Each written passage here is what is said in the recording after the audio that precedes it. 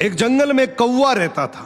वो हर रोज अपने आप को आईने में देखता और उदास होकर बोलता, मैं कितना काला हूं, मेरी आवाज भी कर्कश है, ना लोग मुझे देखना पसंद करते, ना मेरी कोई तारीफ करता। एक दिन वो दुखी होकर हंस के पास गया।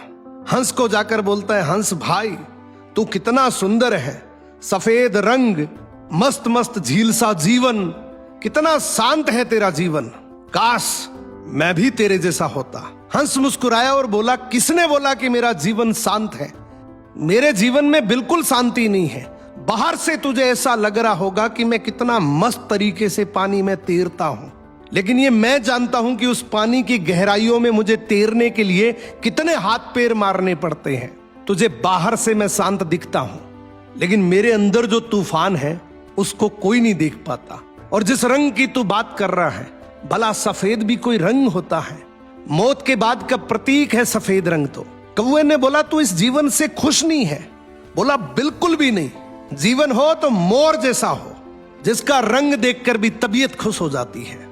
दोनों मिलकर मोर के पास गए। बोले, मोर भाई, भगवान की तेरे पर असीम कृपा है, क्या जीवन दिया है तुझे। प्रकृति ने तेरा एक एक अंग बड़ी फुर्सत से बनाया है। क्या तेरी आवाज है, लोग तरस जाते हैं तेरी आवाज सुनने के लिए। क्या ही तेरे पंख हैं, लोग घंटों इंतजार करते हैं तेरे पंख फैलाने का। लोग तेरी तस्वीरें खींचने के लिए तरसते हैं, और तुझे इस राष्ट्र पक्षी का दर्जा मिला हुआ है। बड़ा सुकून भरा जीवन है तेरा। मोर अपनी आंखों में आंसू लिए बोला, किसने बोला कि मेरा जीवन बड़ा सुकून भरा है? यह भी भला कोई जीवन होता है जहां हर सेकंड मौत मेरे माथे पर मंडराती है? और जिन पंखों की तुम बात कर रहे हो, यही मेरे जीवन का सबसे बड़ा दुख है। कब कौन सा जंगली जानवर मुझ पे हमला कर दे, मुझे पल पल चौकन्ना रहना पड़ता है कि कब मेरी जान चली जाए। ना मैं सुकून से बैठ सकता, ना सो सकता, ना खा सकता, और तुम सुकून की बात कर रहे हो। जीवन हो तो कौवे तेरे जैसा, क्या मस्त जिंदगी जीता है तू। कोई टेंशन नहीं, आराम से उड़ान लगाता है, जहां मर्जी आए वहां बैठता है।